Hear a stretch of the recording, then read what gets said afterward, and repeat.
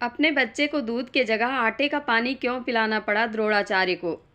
गुरु द्रोणाचार्य ब्राह्मण थे, धनुर्विद्या के महान आचार्य थे, पर बड़े गरीब थे। इतने गरीब थे कि जीवन का निर्वाह होना कठिन था।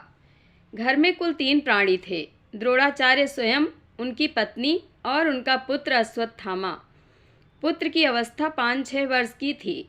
एक दिन पुत्र ने अपने एक साथी को दूध पीते हुए देख लिया। उसके मन में भी दूध पीने की अभिलाषा जाग उठी। उसने अपनी माँ के पास जाकर कहा, माँ, मैं दूध पीऊँगा। पर माँ दूध पाती तो कहाँ से पाती। जिस माँ को खाने के लिए अन्न ना मिल रहा हो, वह अपने बालक को दूध कैसे पिलाती। माँ का हृदय विदीर्ण हो गया, पर बालक को तो सांत्वना प्रदान करनी ही थी। माँ ने आटे का पानी बालक को देते हुए कहा, लो दूध पी लो। बालक को तो दूध के स्वाद का पता ही नहीं था। उसने आटे के पानी को पीकर समझा कि उसकी माँ उसे दूध पिला रही है। गुरु द्रोणाचार्य का हृदय यह सब देख सुनकर कांप उठा। उन्होंने प्रतिज्ञा की कि या तो धन और यश पैदा करके रहूँगा या मर जाऊँगा। गुरु द्रोणाचार्य मन ही मन सोचने लगे, क्या करना चाहिए, धन और यश के लिए किस ओर जाना चाहिए। द्रोणाचार्य को पांचाल नरेश द्रुपद की याद आई। विद्यार्थी अवस्था में द्रुपद और उन्होंने एक ही साथ गुरुकुल में शिक्षा प्राप्त की थी। द्रोणाचार्य आशाओं के रथ पर सवार होकर पांचाल देश की राजधानी की ओर चल पड़े। मार्ग में बड़े बड़े कष्ट उठाए, पर धन मिलने की आशा में वे कष्ट भी उन्हें सुखदायी मालूम हुए। कई दिनों तक बराबर पैदल चलने के पश्चात द्रोणाचार्य पांचाल की राजधानी में पहुँचे। उन्होंने सोचा था, राजधानी में पहुँचते ही द्रुपद से भेंट हो जाएगी, वह उनका स्वागत करेगा, उन्हें बड़े आदर से ठहराएगा और उनकी सहायता करेगा।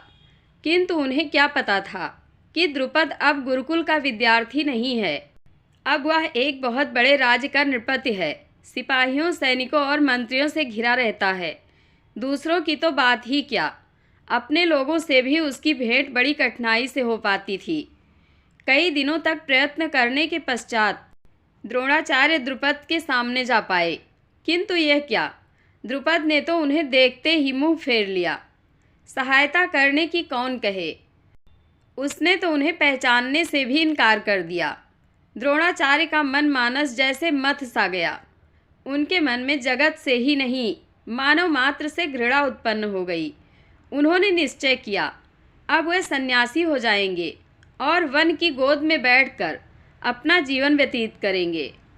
द्रोणाचार्य सन्यासी बनने के उद्देश्य से पैदल ही हरिद्वार की ओर चल पड़े। संध्या के पूर्व का समय था। थके मांदे द्रोणाचार्य हस्तिनापुर में एक कुएं के पास जा पहुँचे। वे कुएं पर ही रात्रि व्यतीत करना चाहते थे, पर वहाँ पांडव और कौरव राजकुमारों को देखकर विस्मित हो गए। यद्यपि वे उन्हें पहचानते नहीं थे, पर उनके रंग ढंग और उनके वार्तालाप से उन्होंने यह जान लिया कि यह पांडव और कौरव राजकुमार हैं। पांडव और कौरव राजकुमार कुएं के पास गेंद खेल रहे थे।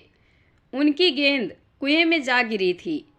वे अपनी गेंद कुएं से बाहर निकालने के लिए बड़ा प्रयत्न कर रहे थे, किंतु निकाल नहीं पा रहे थे। द्रोणाचार्य राजकुमारों की व्याकुलता का कारण जानकर द्रवित हो उठे। उन्होंने राजकुमारों से कहा, तुम लोग चिंता मत करो, मैं अभी तुम्हारी गेंद कुएं से बाहर निकाले देता हूँ।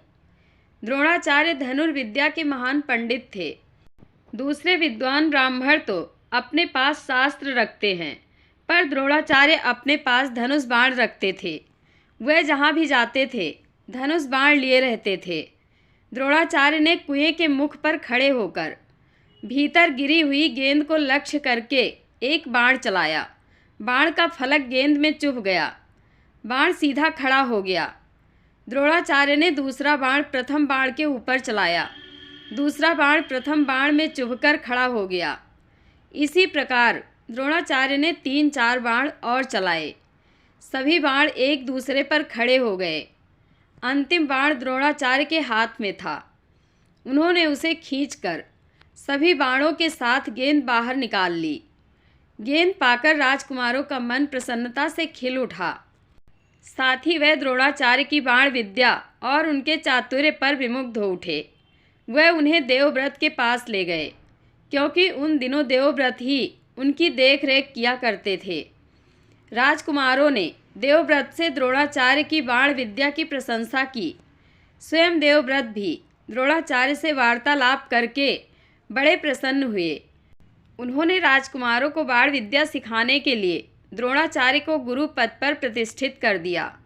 द्रोणाचार्य का अभीष्ट पूर्ण हो गया।